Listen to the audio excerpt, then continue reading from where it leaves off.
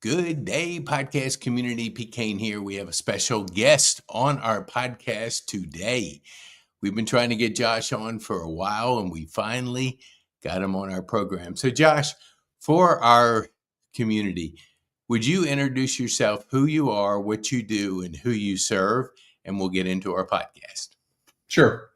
My name is Joshua Johnson. I am the Director of Programs for the Special Operators Transition Foundation. We're a nonprofit 501c3 dedicated to helping the men and women of the special operations community find out what their next career is once they've finally hung up the uniform. That's awesome. I've gone to two of your events in Atlanta, and I met you at the last event. So for our community and our audience, explain why you got into what you're doing in your role with helping our Army Rangers transition into the civilian life. Yeah, sure. So I served just under 32 years in the Army, with the last 22 of those in special operations. So I retired as a sergeant major, so a senior enlisted advisor with 1st Special Forces Group. And as I was getting ready to leave the service, I had the same question that everyone else has, like, hey, what am I going to do? How am I going to translate these skills? I feel like they're, kind of uniquely qualified for what I did in the service, but how do I translate that once I get out? Which is the same question that everyone leaving the military has. So I heard about this program when I was getting ready to retire. Went through the application process, and so I was a SOTA fellow in 19 and 20. They helped me get my first job, where I was the director of training and leadership development for a big home improvement company called West Shore Home. But I stayed very active as an alumni. So when other people were translating out or transitioning out, they would call. I could give my tips and tricks. I could talk to them about what life is like on this side of the uniform, and just stayed really active in trying to help out as far as I could. About 2.5 years ago, they called and asked me if I'd be willing to come and serve as the director of programs, and I jumped on it. Right, so it's the opportunity for me to give back to a community that gave me so much. It's the opportunity to teach, coach, and mentor, which is what a senior enlisted advisor is, responsible for. And it's the opportunity for me to help people that are going through, one of the toughest things that many of them will face. Decades. I'm sorry. Yeah, go ahead. Go ahead. Finish up. Yeah. So 3+ decades in the Army, I was institutionalized. I didn't know what it meant to be a civilian. And now that I've been out, 5 years, I can help translate that for many of the folks. And you said something earlier. Yes, we absolutely serve those out of the 75th Ranger Regiment, but we provide our services to any special operator who has gone through a SOCOM-based assessment selection process, so whatever that is, and then served honorably within a special operations billet. So Army, Navy, Air Force, Marines, to include some of the intelligence agencies up in the DC area. I had Tommy Stoner on last year, and a lot of our community knows Christina just because of who she is, and she knows everybody in our community. So with your position and really doing what you're doing, what do you see like is the biggest challenge that you're facing personally with your role right now? Oh, it's a good question. I think the biggest challenge is helping people understand that the skills that they acquired, that they've honed, that they've mastered while they've been in the military, are translatable into the civilian world. I like to tell this story. When I was the director of training for that home improvement company, I was responsible for establishing all the leadership training, kind of all the way up to the regional general managers and below. And when I was talking to my boss, hey, how much time can I have? Typically, it was for a sales manager, an installation manager, we got a week. For the general managers, we ended up getting about 7 weeks, but most of that was shadowing and learning the roles. In the military, to be a first line supervisor responsible for 3 to 5 people, uh, the military typically dedicates an entire month. As you move up to take on that next, and this is on the enlisted side, as you get moved to take on that next level where you've maybe got 7 to 10, you're going to get almost 90 days of dedicated leadership training, and then it just grows and grows and grows, and then it culminates in a year-long program at the U.S. Army Sergeant Major's Academy, dedicated to understanding that strategic level of leadership. So when you look back and you add all that together, you're talking nearly 2 years of dedicated education to become a leader. Mm-hmm. And that's just not the case in the civilian world. Hey, learn what you can as a manager, learn what you can, as you kind of grow up there, and maybe we'll give you a weekend seminar, take a couple of days off to do something. But that dedicated leadership training just doesn't happen. And that's what I try to really hone in to not only hiring partners that we work with, but Mm-hmm. to the individual. You are coming with more leadership development than anyone in the world. I mean, your officers go through their 4 years of college and then their courses, and as they progress up. So just the understanding of organizational dynamics, individual development, those soft skills are really the most important thing that most of the fellows in our program can bring to an organization. And when we help people recognize that, it flips the light switch. Suddenly they understand their value. They can see where they're gonna fit into an organization. They can find out how they're going to contribute to that organization. Wow. I had 3 really good conversations at the event in Atlanta. And I'm a kind of a geek on the technology part of what's happening in the world now, with AI going to flip the world upside down. And every single one of them had the most intense understanding of the world and how it was going to change. Leadership is obviously the most important. It can never be, you can't implement AI with leadership. It takes people with leadership skills. What do you like when you see that difference? And I haven't heard it explained like you just explained it. I kind of connect the dots with that real challenge, that bridge that I think our perception in the civilian life is, yeah, you do a weekend seminar and they expect you to have all the leadership capability. So what would you say, as you every single day you're communicating this, like what's the civilian world thinking when you talk to a sponsor, when you talk to a person about the opportunity for your Army Rangers, and I'm dyslexic, so the the initials always throw me off. But what you're trying to communicate them from day one, they don't understand it. They don't never heard of you. What do you say to them do you say that same thing you shared with me, or is there anything Yeah, you? I absolutely have shared that.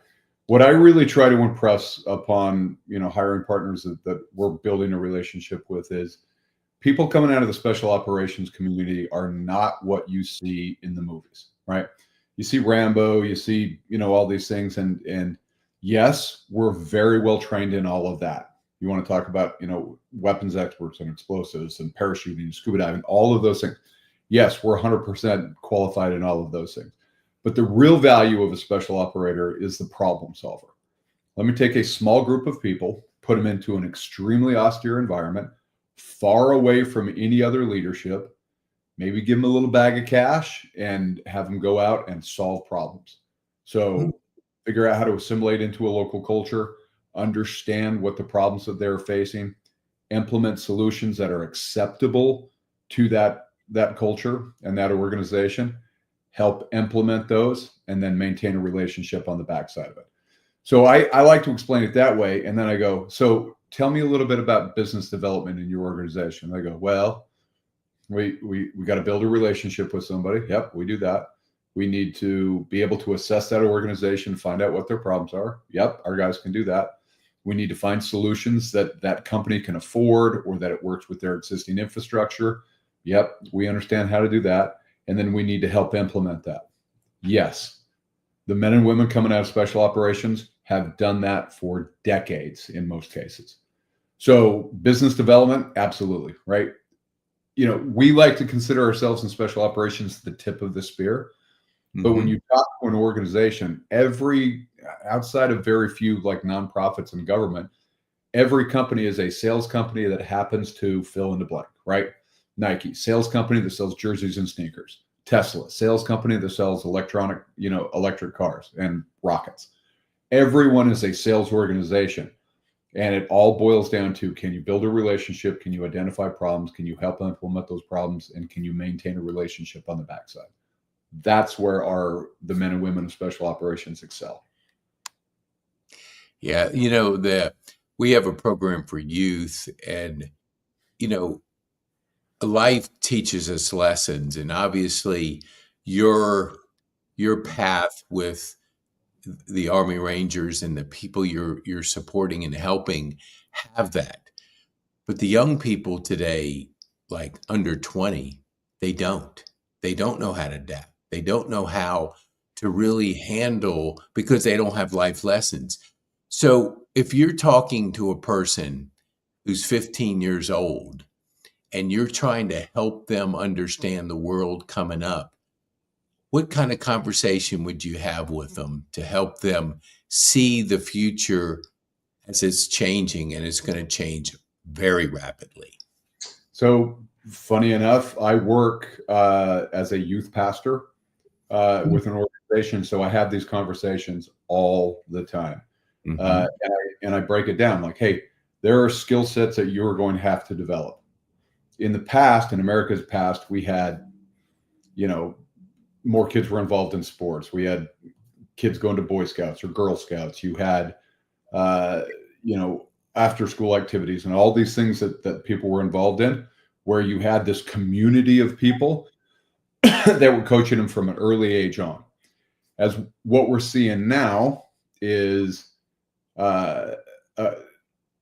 we're seeing where the youth are finding the path of least resistance and flowing into that. Oftentimes it's in the video game space. Hey, I can get on this video game. I can be really talented at what I'm doing, with a game controller. There's a community that I don't really have to interact with. And if I do, they're just complimenting on the things that they're doing, on the computer screen with their avatar. So we have those conversations of, hey, that's fine, right? If that's what you want to do, then how are you going to take that and translate into the next part? Because once you leave school at whatever age that is, people are the priority. And that individual skill at whatever it is you're doing, if it's coding, if it's an engineer, if it's whatever, you still have to be able to communicate with people. And so, it's important to understand that there are life lessons that have to be learned. And the earlier that you can learn them, the better off you are. And, the biggest life lesson you have to learn is not everyone is going to treat you nice, but you have to figure out how you're going to react to that. So I love that principle of, event plus your response equals the outcome. And the only one that you can truly control is your response to influence the outcome. And so we have that conversation about, hey, no matter what happens, right?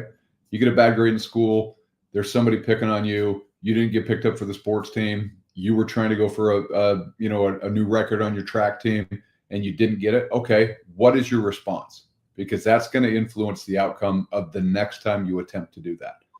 And so, really diving into that for the youth, I think is one of the most important things that we as adults can do to help them do that. Now, I have that same conversation with the men and women in our program. Hey, life isn't going to be easy. Getting your new career is not going to be easy. It's going to take time and effort. But whatever that event is, your response is going to be what drives that outcome. If it's a job interview, it's a networking opportunity. If it's just figuring out what it is that you want to do, what your response is going to drive the outcomes. Ooh, I love it. I was moved by Nick Jones, I think his last name was Jones, at the event in Atlanta. At Yep. 29 years old, he has so much life ahead of him. He's used to the highest level of performance is like, how do we continue to challenge ourselves? Because he's used to that and you got to continue it. What do you do to like continue to challenge yourself and grow? Can you share that you could share with our audience? It's just finding new opportunities to immerse yourself in and figuring out what that problem is. This is what I love about having conversations with entrepreneurs. They just identify a problem and they just get in and they put in the work. And I ask them all the time, like, well, how did you decide? What did you do?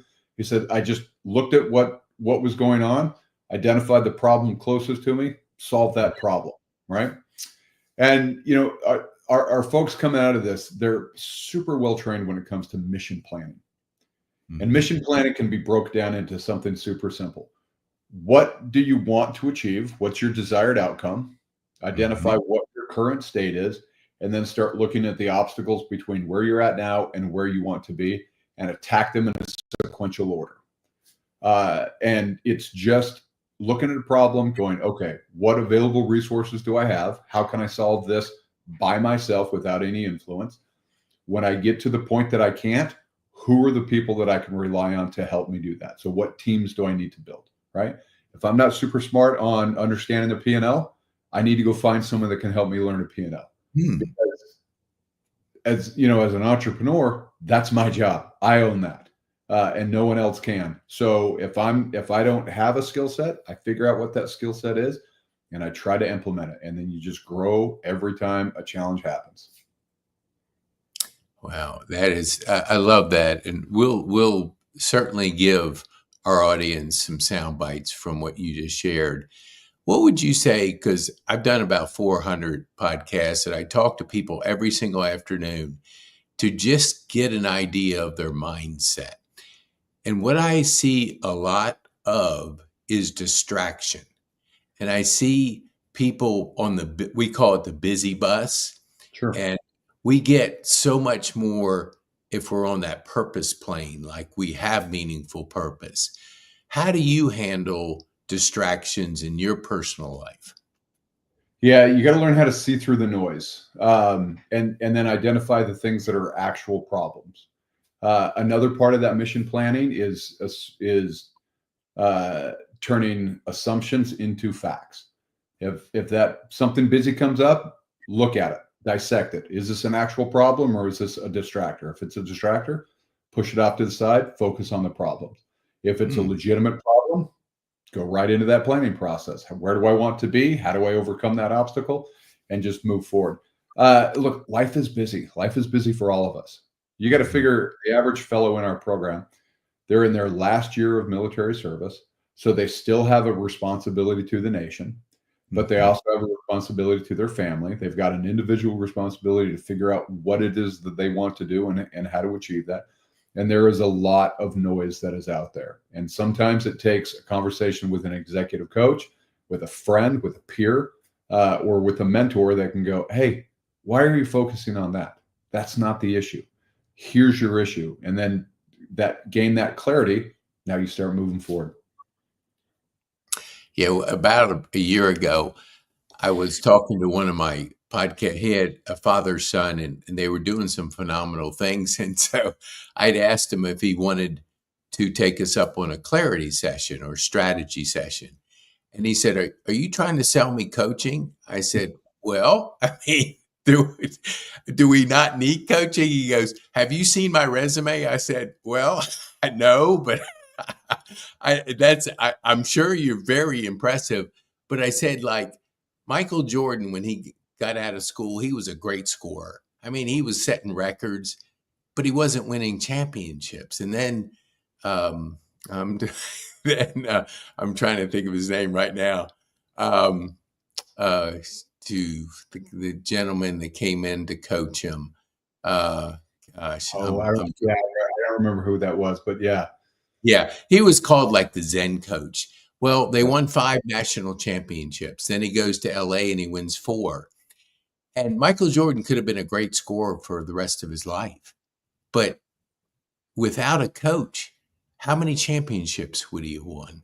And I'm very disciplined. I can get to the 20-yard line, but the celebration is in the end zone.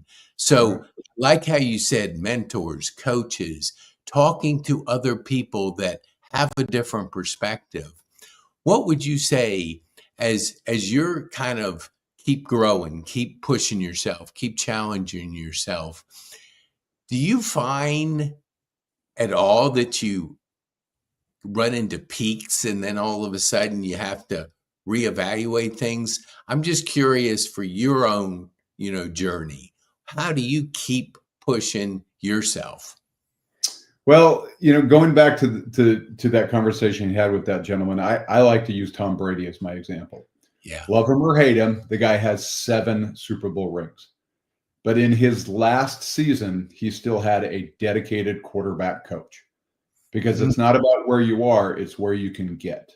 And then Yes. going to this question, if you've ever heard that phrase, band of excellence, there's peak performance, there's expected performance, and then there's below performance. As long as you can stay in that expected and peak performance zone, you're doing the right things. And it's challenging, right? You're not always going to be at 100%. Sometimes you're going to drop below. But as long as your average is near that peak for performance, then you're going to be doing the right thing. Now, how do you do that? Super difficult, right? Always reevaluating, trying to figure out how you can get better. One of my favorite images in the entire world is Dan Gable, 10 seconds after somebody put a gold medal around his neck. And if listeners don't know, Dan Gable is one of the greatest wrestlers of all time. In the 70s, he won a gold medal, and they put this gold medal over his face, and a photographer snaps a photo, and you just see him staring intently out into nothing. And the reporter came up and was like, "You just want to go gold medal. You're not smiling. You're not excited. What are you thinking?" He goes, "I was just trying to figure out how I could have won that last one faster." Well, the thing that if you don't know this story, no one scored on him through the entire Olympics.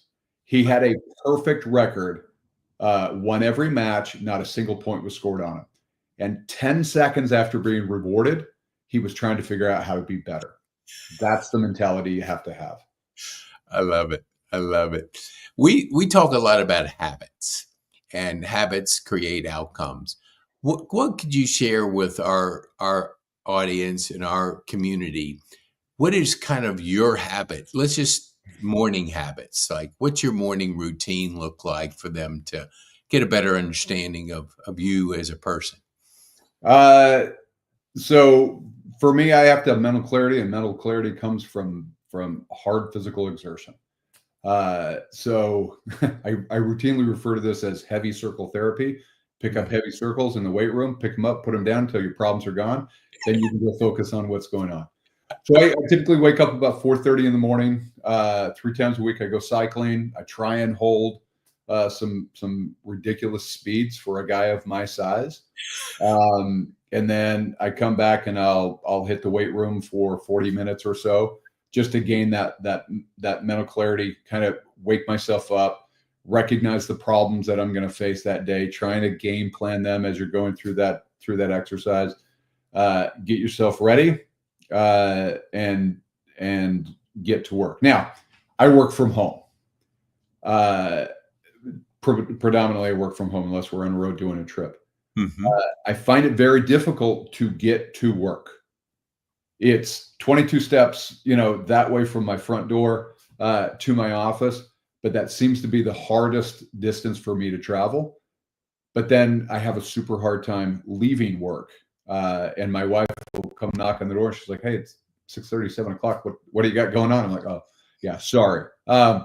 So, in order to overcome that, again, I'm working with a coach, and I just had this question a while back, and I said, when I was at a job site, okay, you've got to be out the door at this time because you got to beat traffic. You got to get there. It's going to take 20 minutes. On that drive in, you can kind of set yourself up for getting ready to go to work.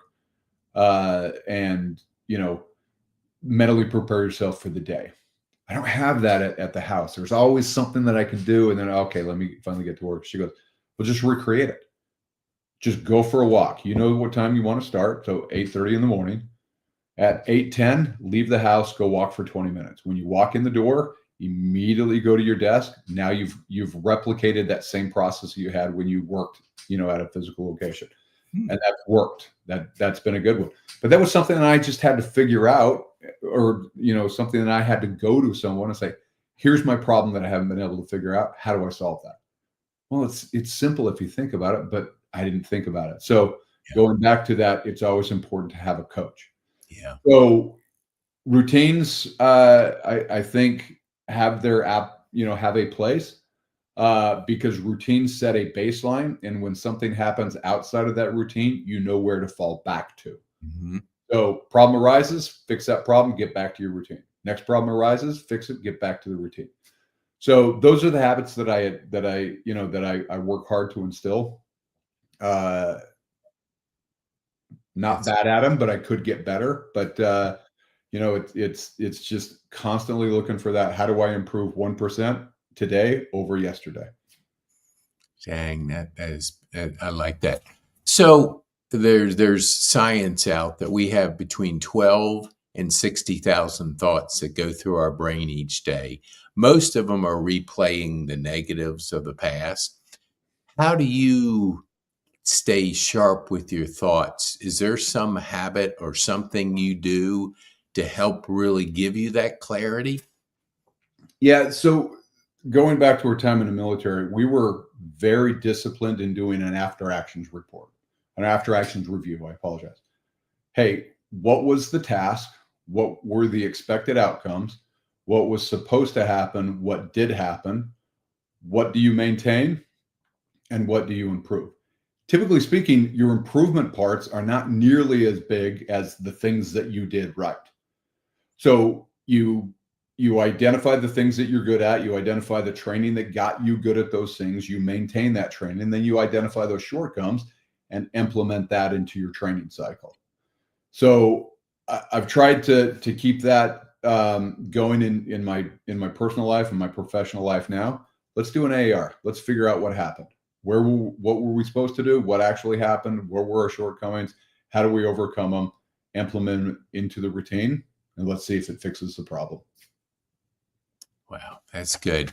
So one more thing, and then we'll wrap it up because I want to be respectful of your time. So, like you said, bicycling, you said some activities.